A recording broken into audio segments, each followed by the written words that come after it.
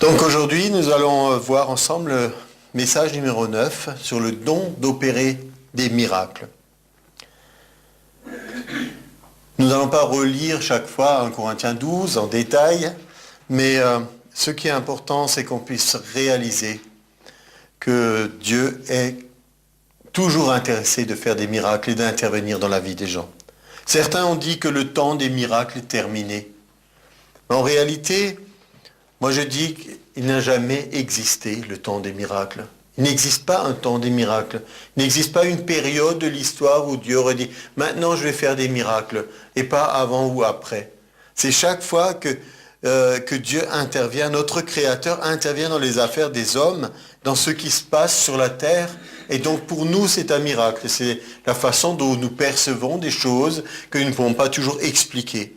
Mais pour nous, donc, la bonne nouvelle, c'est qu'il n'y a pas une période précise. Alors, je me demande comment certains font pour élaborer des doctrines tellement bizarres pour expliquer pourquoi les chrétiens n'ont plus besoin maintenant de miracles. On a dit à un moment, les miracles étaient pour un temps, pour que les gens puissent croire, jusqu'au moment où le canon de la Bible serait constitué. Et maintenant que nous avons tous les livres de la Bible ensemble, reliés, eh bien ça nous suffit, on n'a plus besoin de miracles. C'est tout simplement ne pas comprendre quel était le dessein de Dieu en faisant des miracles. Tout simplement, intervenir, faire du bien et bénir. C'était pas juste pour montrer qui il est. Ce n'est pas ça, d'abord, le miracle. Dieu, il est, donc premier point, Dieu est tout-puissant. Il est souverain, mais il n'agit pas n'importe comment. Donc, notre sujet aujourd'hui n'est pas la souveraineté de Dieu, puisque ça, j'ai mis tout un enseignement complet, un message sur la souveraineté de Dieu. C'est très important de le comprendre, ce que c'est, mais ce n'est pas notre sujet. Ça veut dire qu'il peut tout faire, et il est souverain, il agit quand il veut aussi, mais parce qu'il n'agit pas n'importe comment, beaucoup de gens, des fois, ne comprennent pas. Ils ne comprennent pas, ils se posent des questions. Mais pourquoi Dieu fait-il rien dans cette situation? Il y a quelques films que le monde, des fois, nous propose et qui peuvent être intéressants dans la mesure, pour nous, quand ça parle de Dieu, ce n'est pas blasphématoire ou ce n'est pas quelque chose qui vraiment contredit manifestement les Écritures. Ainsi, un film très humoristique qui s'appelle Bruce Tout-Puissant, pour ceux qui en ont entendu parler. Alors, le principal personnage, il y a tout qui va de travers dans sa vie, et à un moment, il en a assez, et puis il crie vers le ciel, il dit « Il y a quelqu'un ici qui ne fait pas son boulot ». Aussi directement que ça. Et donc, les gens qui font le scénario ont imaginé que Dieu lui donne pendant une semaine sa place et qu'il fasse son travail. Mais donc sur une semaine et un endroit bien précis, il reçoit de la puissance de la part de Dieu. Hein, c'est vraiment dans le film. Et donc, en fait, en croyant maintenant, utiliser sa toute puissance pour le bien. D'abord de lui-même, parce qu'il se dit « je vais en profiter ». Et puis ensuite, il pense bien faire. Alors il y a des choses plus ou moins amusantes, parce qu'il veut faire plaisir à tous les gens qui ont fait une prière pour gagner à la loterie. Finalement, tout le monde gagne, et tout le monde gagne presque rien du tout, puisque tout le monde a gagné. Et donc ça fait des émeutes. Ensuite, il décroche la lune et il la fait dévier de son axe. Et finalement, ça fait dans certains endroits du monde des raz-de-marée et des problèmes. Donc, plein de choses comme ça que les scénaristes ont inventées simplement pour montrer, et ça c'est intéressant, de montrer que les gens qui croient qu'à la place de Dieu, ils feraient mieux. En réalité, c'est vraiment très étrange de penser, si j'étais à la place de Dieu, je ferais mieux. Alors il voudrait qu'ils agissent, et lorsque lui, le Seigneur, leur demande de faire quelque chose, pour leur bien, pour l'amélioration de leur quotidien, ils refusent. C'est quand même contradictoire. D'un côté, ils voudraient que Dieu agisse dans leur vie, d'un autre côté, quand Dieu donne des conseils, ou donne ses lois, ou donne des directions pour vivre notre vie, alors on dit non, ça on n'en veut pas. D'un autre côté, on voudrait que Dieu agisse dans la vie des autres. Les voisins, ceux qui sont désagréables, etc. Mais surtout que Dieu ne contrôle jamais ma vie à moi. Donc là encore, c'est contradictoire. On voudrait que des fois, Dieu agisse contre la volonté d'une personne, mais pas contre ma volonté. Donc, il y a beaucoup de choses qui, en fait, expliquent très facilement pourquoi les gens ne feraient pas mieux que Dieu s'ils étaient à leur place. Et qu'ils doivent réaliser que ce n'est pas que Dieu soit lointain ou qu'il ne veuille pas agir, c'est qu'il agit, mais selon un certain nombre de lois et de règles que lui-même s'applique pour que ce ne soit pas le chaos, pour que ce ne soit pas la confusion. Dieu est infiniment plus sage que nous. Pourtant, il a choisi de faire habiter sa puissance en nous. Je vous propose de faire la lecture de 2 Corinthiens au chapitre 4, versets 7 et suivants, pour que nous réalisions qu'avec tout ce que j'ai dit en introduction, de cette idée que des personnes pourraient faire mieux que Dieu, il a dans sa grande sagesse choisi l'être humain pour œuvrer au travers de lui, dans ce monde, sur la terre. Il nous a placés ici. C'est notre endroit où nous habitons. Et nous sommes des esprits créés à l'image de Dieu. Nous avons une âme et nous habitons dans un corps. Et dans ce corps, nous avons accueilli, du moins nous qui avons reçu le Seigneur Jésus, qui sommes devenus chrétiens, nous avons accueilli la puissance de Dieu. Nous avons accueilli la personne du Saint-Esprit. Et au verset 7, donc, nous lisons la chose suivante. Nous portons ce trésor, le trésor de la gloire de Dieu. Peut-être vous vous rappelez aussi ce passage dans Colossiens, il est dit Christ en nous, l'espérance de la gloire. Ça veut dire que cette gloire va aller croissante et nous allons aller toujours plus de gloire en gloire. Mais dès à présent, il nous est dit, nous portons ce trésor dans des vases de terre. Nous sommes comparés à des vases de terre, puisque nous sommes issus de la terre, afin que cette grande puissance soit attribuée à Dieu et non pas à nous. Et gardez ça en mémoire, surtout dans la mesure où nous étudions le don d'opérer des miracles. Combien à peine Dieu avait-il fait quelque chose dans leur vie, au travers de leur ministère ou au travers de ce qu'ils ont fait, ils ont cru que ça y est, je suis maintenant Superman, super chrétien, et c'est moi qui ai fait tout. Non, il nous est dit ici, afin que cette grande puissance soit attribuée à Dieu et non pas à nous. Si nous sommes honnêtes avec nous-mêmes, nous connaissons nos faiblesses et nos limites. Et ça doit vraiment nous pousser à louer Dieu, d'imaginer qu'au travers de moi, Dieu puisse agir avec cette grande puissance. Il dit, nous sommes pressés de toute manière, mais non réduits à l'extrémité. Dans la détresse, mais non dans le désespoir. Persécutés, mais non abandonnés. Abattus, mais non perdus. Ça veut dire, il y a des moments difficiles, il y a des moments d'opposition, spécialement aussi ici dans le contexte de ceux qui veulent annoncer la parole de Dieu face à l'opposition des puissances des ténèbres et de tout ce qui veut résister à Dieu. Il est dit, portant toujours avec nous dans notre corps la mort de Jésus, afin que la vie de Jésus soit aussi manifestée dans notre corps. Car nous qui vivons, nous sommes sans cesse livrés à la mort à cause de Jésus, afin que la vie de Jésus soit aussi manifestée dans notre chair mortelle. Cela parle du sacrifice, d'être prêt à vivre pour lui, et s'il le faut aussi, être un martyr. La signification du mot martyr, ça veut dire témoin. On est prêt à témoigner de lui jusqu'à la mort s'il est nécessaire. Mais nous voyons la vie de Dieu qui agit en nous. Ainsi, la mort agit en nous et la vie agit en vous. Ici, l'apôtre Paul fait la différence entre lui, l'apôtre, le serviteur, et les personnes auxquelles il s'adresse. Il dit, moi je souffre pour que vous puissiez recevoir la grâce de Dieu. Et comme nous avons le même esprit de foi, qui est exprimé dans cette parole de l'Écriture, j'ai cru, c'est pourquoi j'ai parlé. C'est la prédication de la parole de la foi. Que Paul disait dans Romains, c'est la parole de la foi que nous prêchons. Nous aussi, nous croyons, et c'est pour cela que nous parlons.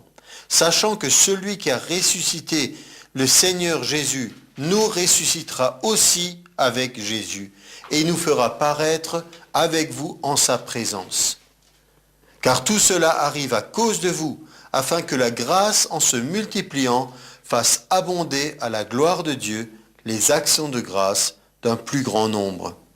Je crois que j'avais prévu de lire jusque-là, oui. Nous pourrions être facilement entraînés dans la lecture de l'épître. Mais nous avons ici quelque chose que nous avons vu ensemble très important. Nous sommes comme des vases de terre, c'est un peu nous minimiser, mais en même temps, il y a cette révélation, mais la puissance de Dieu agit en nous.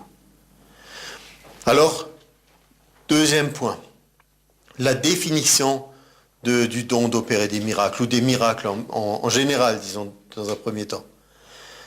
Le miracle, c'est une manifestation surnaturelle de la puissance de Dieu, par lequel les lois de la nature sont modifiées. Les lois de la nature sont modifiées, ou suspendues, ou contrôlées. Deuxième point. Parfois, nous appelons des choses miracles qui ne le sont pas. Donc, on peut s'extasier devant les miracles de la nature. On appelle ça des miracles. On a actuellement, on a des capacités d'aller recueillir des images par satellite de la Terre, de tous les détails, des fonds sous-marins, des paysages magnifiques, et on peut s'extasier. On dit, c'est merveilleux, on pourrait dire c'est miraculeux. On pourrait dire c'est miraculeux quand on voit la création de la faune, de la flore, de toutes ces choses. Mais en réalité, pour nous, c'est l'ordre naturel des choses. C'est des choses qui sont sur cette terre. Même si au départ, nous y voyons la main du Créateur, il n'y a pas un miracle dans le sens que rien n'a été modifié dans ce qui se fait dans la nature, même si nous pouvons être émerveillés. Donc, si nous appelons ces choses miracles, un peu à la légère, disons, on peut avoir une fausse idée de ce que c'est un miracle. Mais nous avons besoin de voir que le miracle, c'est vraiment quelque chose qui défie une chose qui est naturelle. Donc, un autre point, c'est qu'un événement peut être un miracle, mais en réalité, il est juste aux yeux des hommes. C'est ainsi que nous avons aussi cette situation que nous pouvons voir dans notre vie Dieu agir et dire c'est un miracle. Et on essaie d'en parler avec quelqu'un et lui dit non, ce n'est pas un miracle. Il va essayer de vous expliquer pourquoi ça devait avoir lieu de toute façon. Donc le miracle peut être aussi la façon dont nous percevons les choses. Donc faisons bien la différence entre tout cela. Nous avons déjà étudié le don de la foi. Et il y a une différence entre le don de la foi et le don d'opérer des miracles, bien que j'ai dit souvent, les dons agissent les uns avec les autres. Mais la différence essentielle, c'est que le don de la foi nous sert pour recevoir quelque chose de Dieu, recevoir quelque chose il nous révèle que voilà, quelque chose va s'accomplir, quelque chose va être obtenu. Et le don d'opérer des miracles, ce n'est pas quelque chose que nous recevons plus ou moins passivement, mais c'est quelque chose où nous agissons. Nous sommes en train de faire quelque chose. Et ça, c'est déjà assez extraordinaire dans la pensée de beaucoup de gens, mais on va y revenir tout à l'heure. Retenez juste peut-être déjà l'idée que le don d'opérer des miracles, c'est une manifestation surnaturelle, mais c'est la personne qui opère le miracle. Parce que ça, c'est déjà assez révolutionnaire. Pour beaucoup de gens, on dit « Oh non, non, non, surtout, ce n'est pas moi ce qu'il a fait, c'est Dieu qui l'a fait. » Non, il y a une différence. Quand Dieu fait un miracle, c'est un miracle qu'il a opéré, lui. Mais quand un être humain reçoit le don d'opérer des miracles, ça veut dire que Dieu fait un miracle, mais il le fait par nous. Donc on a une part à jouer. Comprenez la différence? Sinon, ce don serait totalement inutile. On n'aurait même pas besoin qu'il soit listé et on n'aurait même pas besoin de l'étudier. On dirait Dieu fait ce qu'il veut quand il veut et nous, on est juste spectateurs. Or, ce n'est pas ça. Justement, les dons de l'Esprit sont des manifestations de l'Esprit qui permettent au corps de Christ d'agir dans ce monde. Donc, il y a une différence entre recevoir et agir. Encore un autre point pour bien définir l'opération des miracles. Lors de guérison, souvent des miracles sont reçus. Mais ce ne sont pas des opérations de miracles, ce sont alors, on pourrait dire, des miracles de guérison. C'est pour ça qu'on veut aussi, cette fois-ci, un peu cataloguer et différencier. Nous n'allons pas parler aujourd'hui spécifiquement des miracles de guérison. On a vu le don de guérison, nous avons étudié et on a vu que C'était une manifestation surnaturelle de guérison qui n'est pas une amélioration simplement de la condition physique que nous avons, mais que c'était quelque chose que Dieu opère. Donc un miracle de guérison, c'est une guérison qui s'opère peut-être d'une façon extraordinairement rapide, ou peut-être ça restaure quelque chose de l'être humain qui n'était plus, parce que des fois il y a aussi quelque chose qui manque. Mais nous parlons aujourd'hui des opérations de miracles qui concernent alors plutôt des choses ou des événements où nous allons voir plus précisément, dans la parole de Dieu aussi en particulier. Donc, notre étude ne porte pas sur la guérison du corps. Alors, un troisième point, c'est encore nous interroger sur le fait que nous devons être ouverts à recevoir de Dieu. La Bible dit, dans Genèse 18, 14, à retenir, « Y a-t-il rien qui soit étonnant de la part de l'Éternel ?» En tant que croyants, je ne dis pas que des fois nous ne devons pas être émerveillés de ce que Dieu fait, mais nous ne devrions jamais être surpris en disant, oh, « Je ne pensais pas que Dieu puisse faire ça. » Mais si.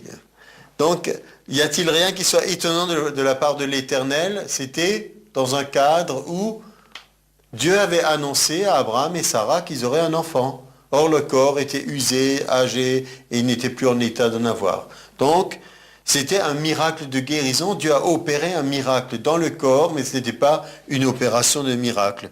Mais cela nous a introduit dans cette réflexion de « y a-t-il rien qui soit étonnant de la part de l'Éternel ?» C'est aussi une réflexion que le prophète Jérémie s'est faite. Jérémie 32. Jérémie avait des discussions avec Dieu des fois qui sont assez intéressantes. Dieu lui parlait et lui il répondait, il réfléchissait. Des fois il posait aussi des questions à Dieu. Et il dit au verset 17, « Ah Seigneur éternel, voici tu as fait les cieux et la terre par ta grande puissance et par ton bras étendu. Rien n'est étonnant de ta part. » J'ai une fois discuté avec un de mes collègues autrefois qui n'était pas spécialement croyant, mais il avait dit cette remarque, il a dit, « Mais si on peut croire que Dieu a créé le ciel et la terre, on peut aussi croire pour d'autres choses. » C'est un peu dans le sens que si on peut croire le plus, on peut aussi croire pour des plus petites choses.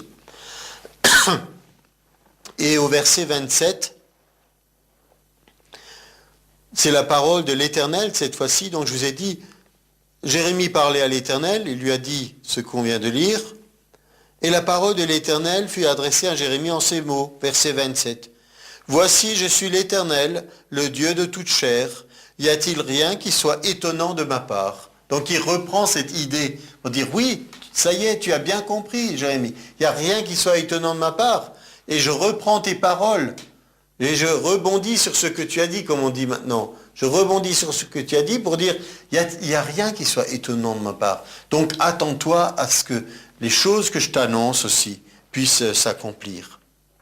Donc, j'ai juste une petite liste pour vous de certaines choses que Dieu peut faire. Dans le psaume 78, 18, on disait, « Dieu peut-il dresser une table dans le désert ?» La réponse est oui, on l'a vu. On a l'épisode de la manne. Quand ils voulaient de la viande, ils ont eu des cailles. Quand ils avaient soif, Dieu indiquait le rocher qu'il fallait soit le frapper dessus, soit lui parler, et de l'eau sortait. Dans Exode 13, 21, nous avons une illustration de la façon dont Dieu les conduisait. Il y avait la nuée qui les conduisait de jour, la colonne de feu qui conduisait la nuit. Dieu était là pour exercer une protection autour d'eux. Nous avons la démonstration dans Nombre 21. Qu'est-ce que Nombre 21? C'est l'épisode des serpents brûlants qui ont commencé à piquer le peuple. Et le miracle, c'était pas que tout à coup il y ait des serpents. Les serpents ont toujours été dans le désert. Le miracle, c'était que jusqu'à présent, personne n'avait été touché par aucun serpent sur les millions de personnes qui étaient là dans le camp de Moïse. Ça, c'est une protection surnaturelle. Y a-t-il rien qui soit étonnant de la part de l'Éternel? Il avait fait en sorte qu'il y ait une protection autour d'eux. Les serpents étaient éloignés jusqu'au moment où eux-mêmes, par leur murmure, par leur révolte contre Dieu, ils ont abattu la protection que Dieu avait mise autour d'eux. Et donc voilà ce qui est arrivé. Mais pour montrer que quelques illustrations de ce que Dieu peut faire. Et on en a tellement plus encore dans la Bible. Mais notre sujet n'est pas essentiellement maintenant ce que Dieu peut faire, lui, parce qu'on sait qu'il est tout-puissant, il est souverain et il sait tout. Mais maintenant, pensons maintenant à ce qu'il va faire au travers de nous. Donc notre quatrième point, c'est des hommes faiseurs de miracles. Est-ce que ça existe? Ben, dans la Bible, ça existe très souvent. Et en fait, très souvent, il n'y a pas cette notion qui est peut-être chez certains, que Dieu agit d'une manière indépendante de nous, à son gré, et cette idée que les voies de Dieu sont mystérieuses, on ne sait pas très bien quand est-ce qu'il va faire quoi. Et au contraire, nous avons dans la parole de Dieu l'illustration d'hommes et de femmes qui ont marché avec lui, qui ont entendu de lui et qui ont osé faire des choses extraordinaires. Ils ont osé. Alors, par exemple, j'ai un petit peu regroupé par catalogue des hommes qui ont fait des miracles pour apporter la délivrance au peuple de Dieu. Premier point. Moïse, qu'est-ce qu'il a fait? Il a séparé la mer Rouge. On pourrait dire, c'est Dieu qui a séparé. Moïse avait sa part. Dieu lui a dit quoi faire. Il lui a dit de prendre le bâton. Il devait l'étendre sur la mer. On pourrait dire, oui, mais s'il ne l'avait pas fait, Dieu aurait quand même pu... Ce n'est pas la question. Dieu lui a dit de le faire. Il a fait un acte. Il a osé agir. Sinon, on aurait regardé, on aurait dit, qu'est-ce qu'il pense faire avec son bâton face à la mer? C'est pas ça qui va nous sauver, Moïse. Eh bien, à un moment donné, il faut prendre le risque, entre guillemets, d'être ridicule, mais de voir qu'il y a quelque chose qui se produit. Je ne dis pas de faire des actes de folie, de faire n'importe quoi, et ensuite espérer que Dieu va nous soutenir dans notre action. Mais pensez à nouveau, un peu plus loin, on est maintenant au bord de Canaan avec Josué, et quelle est la directive de Dieu? Encore une fois, il faut traverser l'eau. Et le Jourdain est justement, il n'est pas au plus bas. Au contraire, il nous est dit que c'était la saison où il y avait des eaux abondantes. Il y avait des crues, il débordait de chaque côté. Et voilà que Josué reçoit l'ordre de faire d'une certaine façon. Il faut que les sacrificateurs, ils prennent l'arche, ils aillent, et comme on dit, il fallait qu'ils se mouillent les pieds. Il fallait qu'au moins les premiers osent mettre les pieds dans l'eau. Mais vous imaginez, encore une fois, on avance, commence à avoir de l'eau peut-être jusqu'aux chevilles, aux genoux, et rien ne se passe. Et on a ces flots tumultueux et cette masse d'eau qui a débordé, et rien ne se passe. C'est prendre ce risque que d'obéir à la voix de Dieu, mais quand les sacrificateurs, il nous est dit, ont posé leurs pieds dans l'eau, et que l'eau s'est arrêtée, elle n'a plus continué de couler. Et tout le peuple est passé à sec. C'est là que nous voyons la puissance de Dieu. Mais remarquez bien, ce ne s'est pas passé de la façon suivante, c'est-à-dire que Dieu a dit à Josué, demain matin, vous pourrez passer à sec. Le matin, il se réveille, il approche la rivière, tiens, il n'y a plus d'eau. Comprenez ce que je veux dire par là? C'est qu'il y a un moment où il faut agir, il faut faire quelque chose, il faut agir sur la parole de Dieu et croire que quelque chose va se produire.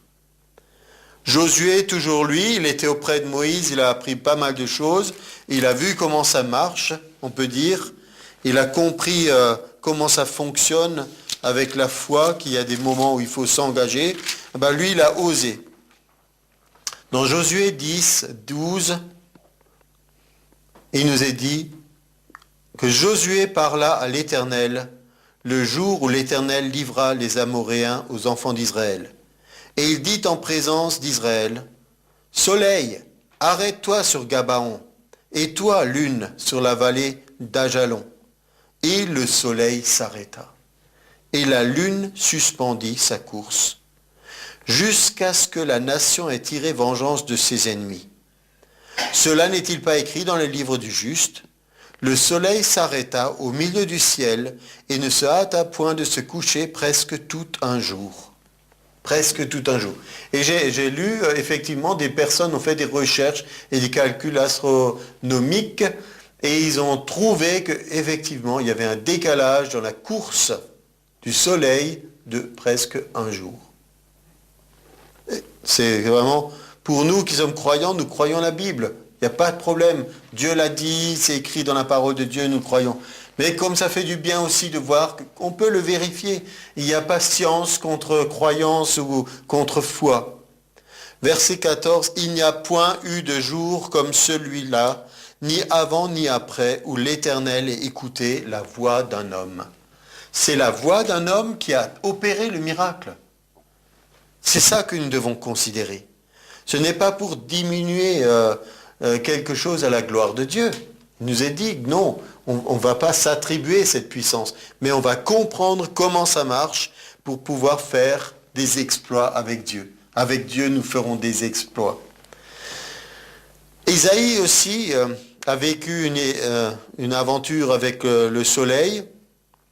Lorsque Ézéchias était malade, Dieu lui avait dit « Tu vas mourir ». Ézéchias a prié. Isaïe a reçu cette parole. Il a reçu la parole que Dieu allait le guérir et qu'il allait vivre encore 15 ans, qui serait rajouté à sa vie. Mais il a donné un signe. Et ce signe, c'était que le soleil, cette fois-ci, non pas s'arrête, mais qu'il recule. Vous voyez que nous sommes dans un domaine, vraiment, selon notre définition, une manifestation surnaturelle de la puissance de Dieu par lequel les lois de la nature sont modifiées, suspendues ou contrôlées.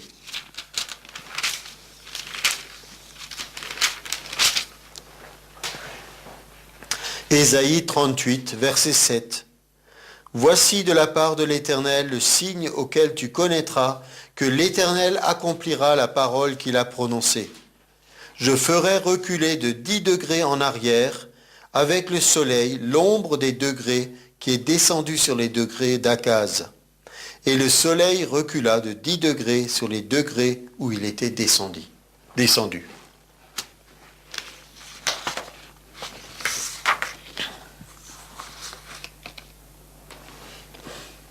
J'espère que dans ce que nous sommes en train de partager, non seulement on ne perd personne en cours de route qui disent « Oh non, on peut y croire, c'est trop », mais ça c'est la réalité de la parole de Dieu que nous croyons.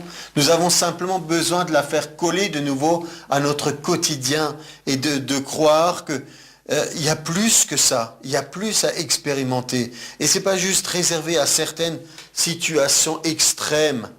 Pourquoi ? Parce qu'un autre sujet, on a vu la délivrance du peuple de Dieu, ici, simplement pour pourvoir aux personnes dans le besoin.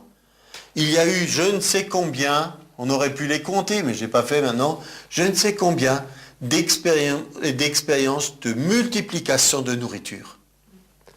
Élie et Élisée ont fait plusieurs expériences. À un moment donné, il y avait la famine.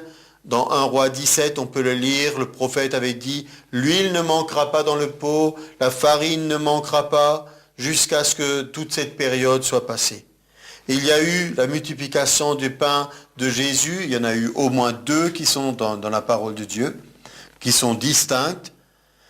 Jésus a changé de l'eau en vin, dans Jean 2, donc c'est quand même quelque chose qui est concret, qui est important. Le besoin des personnes, donc le pain, les poissons.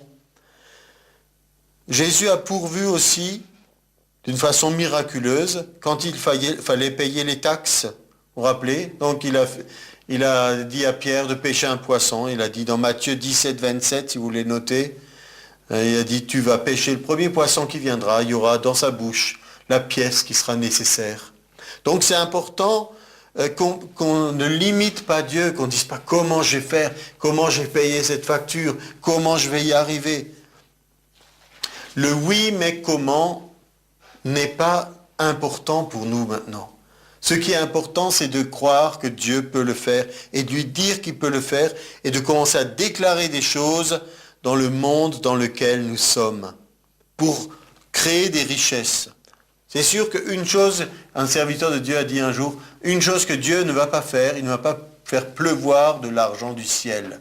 Sinon, il serait un faux monnayeur. Parce que tous les billets de banque sont numérotés, Banque de France ou autre, mais ça ne veut pas dire qu'il n'a pas les moyens d'ouvrir les écluses des cieux et de déverser sur nous l'abondance.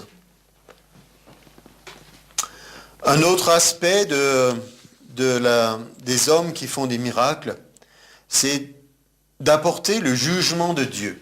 Le jugement de Dieu, c'est pas toujours dans le sens condamnation ou punition. Le jugement, c'est une façon de séparer les choses. Un jugement, c'est on peut évaluer une situation et prononcer un jugement, c'est-à-dire qui a raison, qui a tort, comment ça doit être réparti. Mais un jugement, ça peut aussi être une condamnation dans le sens que certains n'ont pas reconnu la grâce de Dieu, n'ont pas accueilli l'homme de Dieu. Quand il y avait une menace sur Élie, dans 2 Rois 1,10, il a commandé au feu du ciel de descendre et de consumer ces hommes. Il a dit, si je suis un homme de Dieu, alors que le feu du ciel descende. Donc c'était là une opération de miracle. Nous savons que plus tard, dans Marc 9, 39, quand Jacques et Jean ont cru bien de donner le même ordre pour consumer les Samaritains, Jésus les a repris. Mais dans ce contexte de Élie, c'était important de réaliser qu'il y a aussi une puissance de Dieu dans l'homme de Dieu, et il y a quelque chose qui s'oppose à l'homme de Dieu. C'était, maintenant on dirait l'esprit de Jézabel, cette révolte permanente. Donc, c'est une réalité aussi. On peut aussi citer Ananias et Saphira, c'était un jugement de Dieu. C'était des personnes qui faisaient partie du réveil de Pentecôte, elles avaient vu les miracles, elles avaient entendu les messages, mais il y avait en eux, cette incrédulité. Ils se sont dit, on va cacher une partie de l'argent et on va mentir, on va dire que voilà, on a tout apporté pour faire les hypocrites. Et donc Pierre a eu une parole très dure à leur égard, mais c'était pour que la crainte de Dieu soit respectée et qu'on ne se moque pas de Dieu. Un autre jugement de Dieu, ça pourrait être aussi Élie sur le mont Carmel. C'était aussi une façon de montrer maintenant qui est le Dieu qui répond par le feu. C'est celui-là que vous devez suivre. Encore un aspect des hommes qui font des miracles, c'est pour confirmer la prédication de la parole. Nous allons y revenir tout à l'heure, mais Marc 16, 20 nous dit que le Seigneur confirmait sa parole par des signes, des miracles. Et souvent aussi, quand nous, en tant qu'enfants de Dieu ou en tant que serviteurs de Dieu, nous prêchons la parole, il peut y avoir des oppositions, et dans certains cas, il y a le don d'opérer des miracles qui se manifestent pour confondre ceux qui s'opposent à la parole de Dieu.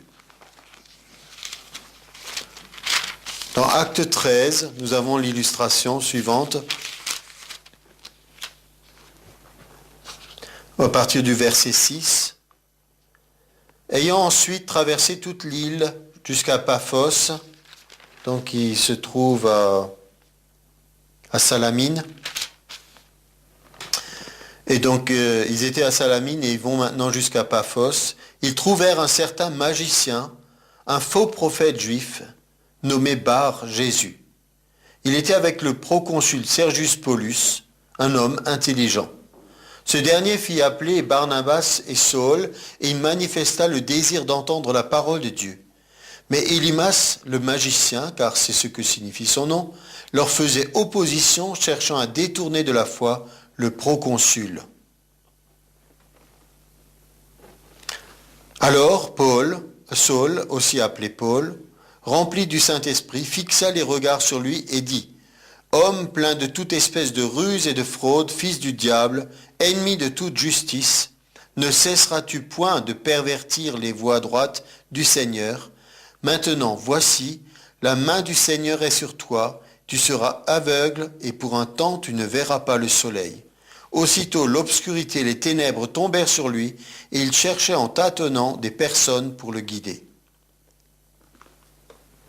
Donc Élimas est devenu aveugle pour un temps. Et là, ce n'était pas une maladie de cécité, parce que Dieu ne rend pas malade. C'était une opération de miracle qui a fait qu'il y a eu un aveuglement surnaturel, qui était une démonstration de puissance et qui a poussé alors le proconsul. Il nous est dit, voyant ce qui était arrivé, crut, étant frappé de la doctrine du Seigneur. On a besoin de penser aussi que la doctrine du Seigneur, c'est pas juste, excusez-moi du terme, de la parlotte. C'est pas que des paroles en l'air. C'est une réalité. L'évangile est une puissance pour le salut de quiconque croit. Et ceux qui s'y opposent doivent savoir aussi qu'on ne se moque pas de Dieu. Il peut aussi y avoir une démonstration où il y a une opération de miracle. Et donc cet homme a été sauvé par cette opération de miracle. Non à cause du miracle, mais parce que celui qui faisait de l'opposition a été jugé. Encore une pensée sur ces hommes qui font des miracles. Le fameux « oui mais comment ». Oui mais comment, cette fois-ci, de voir comment c'est transmis, comment c'est donné. En réalité, quand on a fait ensemble le don des guérisons, je me calque un peu sur les mêmes choses parce que les mêmes choses se reproduisent. Premièrement, le don d'opérer des miracles passe par une personne. J'ai déjà eu l'occasion de dire, mais qu'on comprenne bien cette idée. Ce n'est pas Dieu qui du haut du ciel agit directement, mais il décide de passer par nous. Chacun d'entre nous peut être, dans la mesure où il est candidat, quelqu'un par qui Dieu va passer. Donc, pour qu'il y ait cette opération du miracle, il faut qu'à un moment donné, nous fassions quelque chose. Celui qui est choisi par Dieu ou celui qui a l'audace de se lancer, il faut qu'il fasse quelque chose. Soit il fait une déclaration, comme Josué a déclaré au soleil de s'arrêter. Soit il donne un ordre. Il y a eu des ordres qui ont été donnés. Il y a peut-être une différence entre déclarer. Déclarer, ça peut vouloir dire je donne une parole de quelque chose que je veux qu'il s'accomplisse. Un ordre, ça peut être plutôt je m'adresse à quelqu'un. Vous voyez la différence? Comme par exemple la personne qui était endettée, le prophète lui a dit « Va chez tes voisins, cherche des vases, et ainsi parle l'Éternel, eh bien il y aura de l'huile qui va couler, et puis il y aura l'abondance, et tu pourras te sortir de tes dettes. » Donc ça peut être un ordre de cette façon. Ensuite, ça peut être un contact physique. De la même façon qu'on peut faire le don des guérisons avec l'imposition des mains, il peut aussi y avoir un contact physique. Le contact physique, par exemple, nous avons dans Actes 5, 12,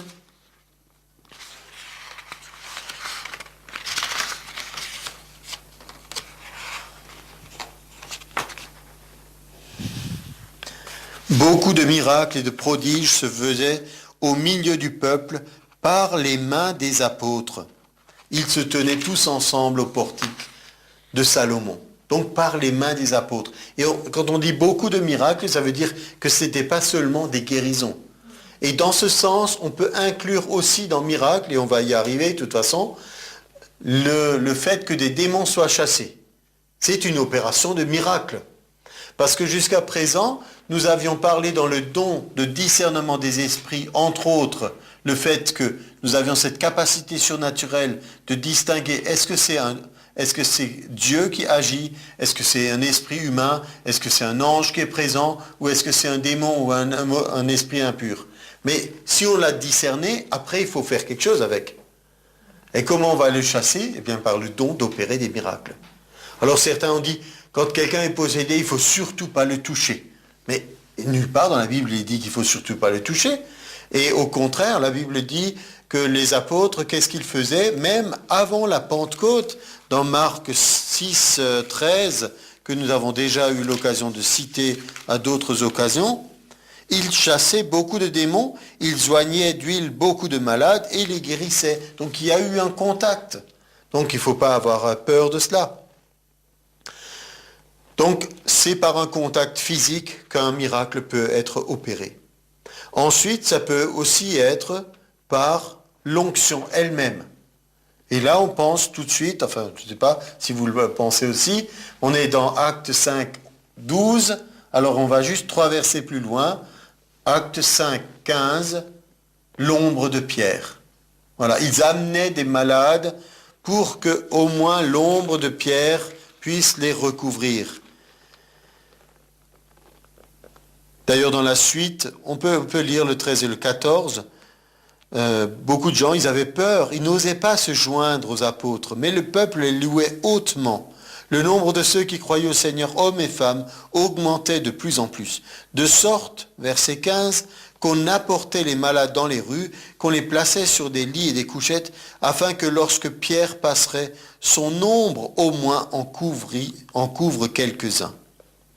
La multitude accourait aussi des villes voisines à Jérusalem, amenant des malades et des gens tourmentés par des esprits impurs. Tous étaient guéris. Donc là, il y a une opération de miracle par, on sait que ce n'est pas réellement l'ombre, mais ce qui accompagnait Pierre. L'onction, la capacité, le pouvoir de Dieu, ce qui sortait de lui. Dans le sens de ce qu'ils avaient dit aux paralytiques aussi, dans Acte 3. Ce que j'ai, je te le donne. Il avait la puissance de Dieu en lui. Son ombre, ce qui se dégageait de lui, suffisait pour que, il nous ait dit, des gens tourmentés par des esprits impurs étaient délivrés, guéris. Et ensuite, bien sûr, la prière aussi. La prière peut être le moyen d'exercer le don d'opérer des miracles. D'accord? On peut prier pour des miracles, mais alors la différence c'est que si vous priez dans votre chambre et qu'il y a un miracle, vous pourrez dire « Moi j'ai prié, c'est pour ça qu'il y a eu un miracle. » Mais vous n'avez aucune preuve de ça. D'accord? Alors que si vous agissez concrètement, vous faites quelque chose et que tout le monde voit un résultat qui suit, c'est différent. Donc moi je ne dis pas que c'est inutile de prier dans sa chambre, au contraire c'est bien. Mais il y a des moments où il faut se montrer, il faut agir. Et on peut même identifier. C'est comme ça que ça s'est passé. Pourquoi? Parce qu'après on peut le refaire. De dire, oui, c'est la méthode de Dieu. Donc voilà cette partie des hommes qui font des miracles. Maintenant, un 5e point, c'est la confrontation. Quand des hommes se lèvent pour agir, il y a une confrontation. Il y a une confrontation et dans la parole de Dieu, il nous est dit que il n'y a pas seulement une source de puissance qui agit, mais certaines choses aussi se passent des fois qui viennent d'une autre source. Dans 2 Thessaloniciens 2, 9, je ne vais pas lire maintenant tout le contexte, vous pourrez le relire, c'est quelque chose qui parle de la fin des temps dans laquelle nous sommes, avec une montée de l'Antichrist, avec toutes sortes de choses qui se passent, et ça nous explique que parce que le Saint-Esprit habite dans les croyants et que l'Église est ici, et qu'elle agit, qu'elle prie, la puissance du diable est retenue. Et l'apparition et la manifestation de l'Antéchrist ne peut pas encore se faire comme il voudrait. Mais il est dit, mais elle se fera à un moment. Et l'apparition de cet impie se fera par la puissance de Satan avec toutes sortes de miracles, de signes et de prodiges mensongers. Donc, il faut que nous soyons conscients, même si ça nous trouble un petit peu, que ce n'est pas parce qu'il y a quelque chose d'extraordinaire qui se passe que c'est la preuve que Dieu agit. Tout le surnaturel ne vient pas forcément de Dieu. Dans Exode 7, on va lire à partir du verset 8, parce que là on a aussi démonstration.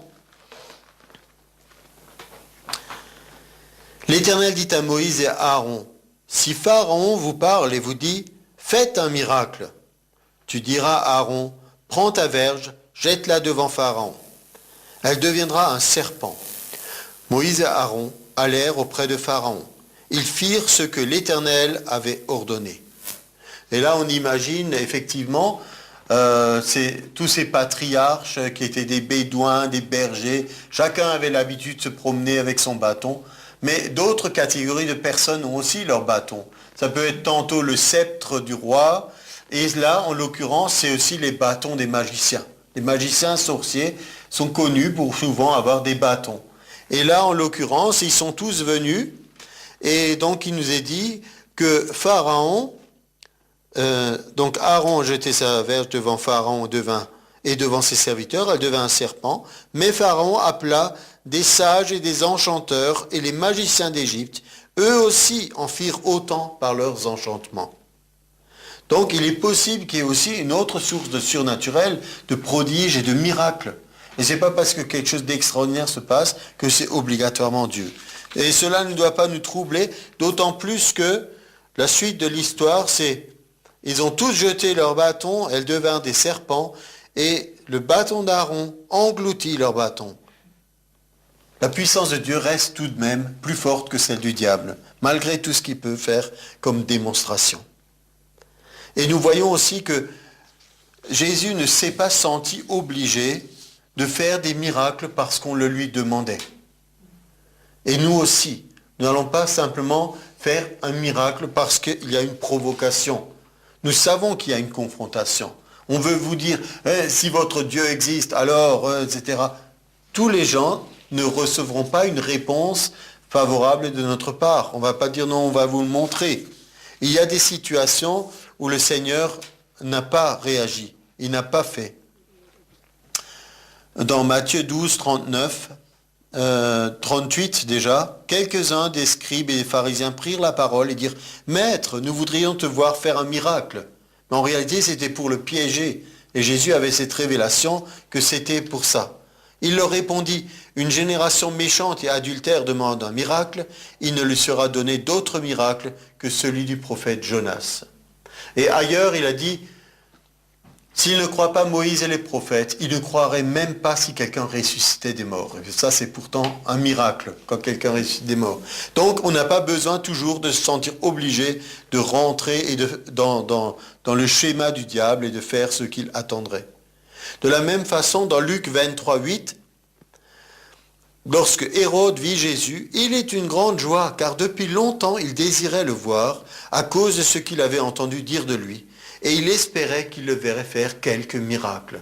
Là, c'est un miracle pour faire un spectacle pour amuser Hérode. Et Jésus n'a pas donné de miracle non plus dans cette circonstance.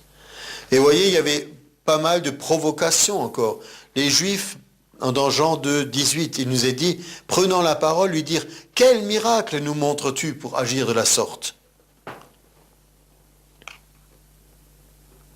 Dans Jean 6, 30, « Quel miracle fais-tu donc ?» lui dirent-ils, « afin que nous le voyions et que nous croyions en toi. Que fais-tu »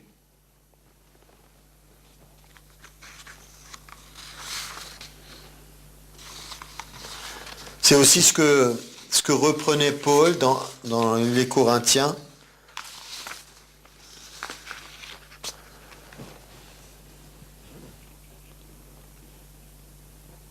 Dans 1 Corinthiens 1, 22, les Juifs demandent des miracles et les Grecs cherchent la sagesse. Pour eux, c'était vraiment quelque chose, voilà, ça c'est la démonstration, c'est Dieu. C'est Dieu qui agit. Mais nous avons vu à l'instant, ce n'est pas parce qu'il y a un miracle que c'est toujours de la part de Dieu. Néanmoins, nous y revenons à l'aspect positif du miracle que celui que nous désirons, que nous cherchons.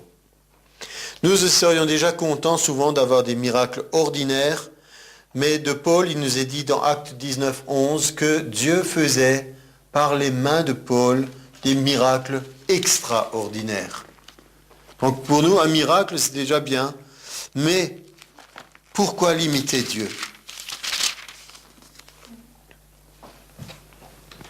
Un des miracles, j'ai dit, c'est un point de contact. Et là, c'est même pas un point de contact direct.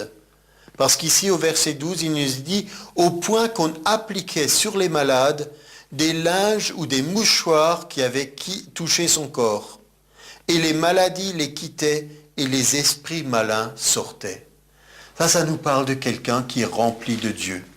Rempli de Dieu au point que la puissance de Dieu qui habite en lui agit sur l'extérieur, y compris sur son corps, y compris sur ses habits, et que si quelque chose a touché son corps, il reste encore de la puissance de Dieu pour guérir des malades et pour que des esprits malins sortent.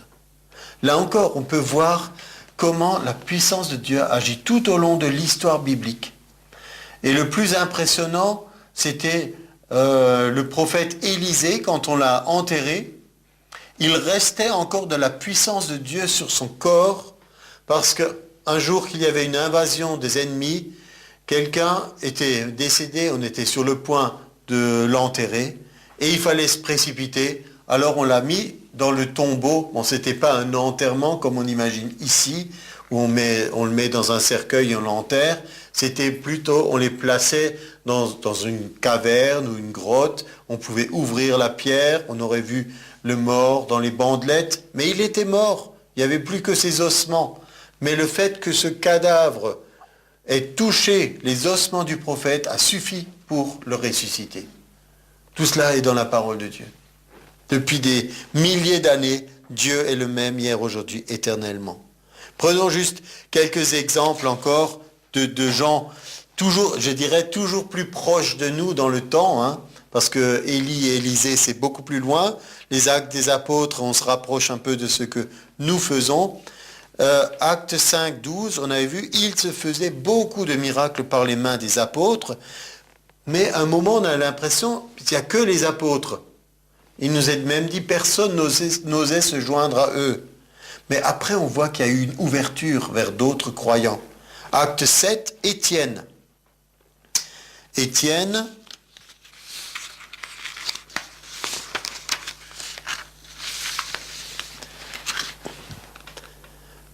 non, acte 6, pardon, verset 8. Étienne, plein de grâce et de puissance, faisait des prodiges et de grands miracles parmi le peuple. De grands miracles parmi le peuple. Acte 8, verset 6. Les foules tout entières étaient attentives à ce que disait Philippe, lorsqu'elles apprirent et virent les miracles qu'il faisait. Moi je me dis, si le Saint-Esprit qui a inspiré la parole de Dieu avait trouvé important que surtout on ne pense pas que c'est les gens qui ont opéré des miracles, il aurait changé ses phrases. Vous êtes d'accord avec moi? Il aurait dit, les foules tout entières étaient attentives à ce que Dieu faisait par Philippe. Et lorsqu'elles apprirent et virent les miracles que Dieu avait fait au travers de... Chaque fois, on aurait souligné. Mais moi, je crois que c'est important qu'il y ait écrit, c'est Philippe qui faisait les miracles, parce qu'il exerçait le don d'opérer les miracles. Vous voyez la différence? Acte 8, 13, toujours avec Philippe. Simon lui-même, encore un magicien qui a impressionné les gens, qui lui-même faisait des choses assez impressionnantes. Après avoir été baptisé, il ne quittait plus Philippe. Il voyait avec étonnement les miracles et les grands prodiges qui s'opéraient. Il était étonné, et pourtant on peut dire qu'il y connaissait un rayon déjà sur la magie. Mais il était étonné, c'est quelque chose qui le dépassait. Et moi j'aime ça, quand Dieu dépasse ce que le diable peut faire, quand Dieu dépasse ce que l'être humain est capable. Alors, la démonstration du don d'opérer des miracles. La démonstration, elle est dans Marc 16, et ça c'est maintenant pour chacun d'entre nous. Marc 16, versets 17 et suivants. Voici les miracles qui accompagneront ceux qui auront cru. En mon nom, ils chasseront les démons. Ils parleront de nouvelles langues. Ils saisiront des serpents. S'ils boivent quelques breuvages mortels, il ne leur fera point de mal. Ils imposeront les mains aux malades et les malades seront guéris. Le Seigneur, après leur avoir parlé, fut enlevé au ciel. Il s'assit à la droite de Dieu. C'est là qu'il a dit, tout pouvoir m'a été donné dans le ciel et sur la terre. Et maintenant, allez, allez. Et ils ont obéi, verset 20. Ils s'en allèrent prêcher partout. Le Seigneur travaillait avec eux. Bien sûr, on ne pourrait pas faire de miracle sans lui. Mais il travaillait avec eux, pas à leur place. Et il confirmait la parole par les miracles qui l'accompagnaient. Donc plus près de nous, on pourrait dire, bon, il y aurait tellement de témoignages. J'aime lire les témoignages. Ici, j'ai le livre Comme un souffle violent de Mel Tari. Et c'est déjà un livre qui date un petit peu du réveil de Timor dans les années 1965. Mais dans ce livre, il y a aussi tout un chapitre où ils ont marché sur l'eau, où régulièrement, ils n'avaient pas de vin sur cette île. Ils ont répertorié au moins 60 fois où le Seigneur a changé de l'eau en vin pour qu'ils puissent prendre la Sainte Seine. Et donc, ils ont marché sur l'eau, ils ont vu des choses extraordinaires, du poison que des sorciers ont envoyé contre eux n'a eu aucun effet. Exactement tout ce que nous lisons ici, les miracles qui accompagnent ceux qui auront cru. Nous avons fait aussi partie des hommes d'affaires du plein évangile pendant de nombreuses années. Nous avons entendu des choses extraordinaires de ce que Dieu agissait concrètement. Je me rappelle le fameux témoignage du pneu crevé et qui s'était regonflé et un moteur de voiture qui démarrait plus. Celui qui témoignait disait qu'il avait été conduit comme Moïse à prendre un bâton et à donner une tape sur son moteur et il s'est reparti. Et donc, ça, c'est le don d'opérer des miracles. Donc, des fois, nous chantons ce chant, plus d'amour, plus de puissance. Je suis d'accord de le chanter, mais surtout de comprendre, plus d'amour, c'est pas plus d'amour qui doit nous venir de Dieu, ou plus de puissance qui doit descendre du ciel. C'est plus d'amour et plus de puissance qui doit être manifestée au travers de nous, parce que nous avons tout en nous, cette divine puissance. Et quand dans les actes des apôtres, les apôtres étaient menacés et ils n'ont pas supplié Seigneur, donne-nous plus de puissance, donne-nous plus de cela, donne-nous plus de ceci. Regardons bien, qu'est-ce qu'ils ont demandé. Actes, chapitre 4 et verset 30. Verset 29 déjà. Donc ils étaient dans une situation, ils étaient menacés, on voulait les empêcher d'annoncer le nom de Jésus. Et maintenant, Seigneur, vois leurs menaces et, écoutez bien, donne à tes serviteurs d'annoncer ta parole avec une pleine assurance. Ce n'est pas seulement pour les pasteurs, évangélistes ou enseignants, serviteurs, servantes que nous sommes tous, annoncer ta parole avec une pleine assurance. Avoir de l'assurance de ce que nous croyons est la réalité. Et, verset 30, en étendant ta main pour qu'il se fasse des guérisons, des miracles et des prodiges par le nom de ton saint serviteur Jésus. Et au verset 31, nous voyons qu'il y a une approbation sur cette prière. Parce que quand ils durent prier, le lieu où ils étaient assemblés trembla. Ils furent tous remplis du Saint-Esprit. Et ils annonçaient la parole de Dieu avec assurance.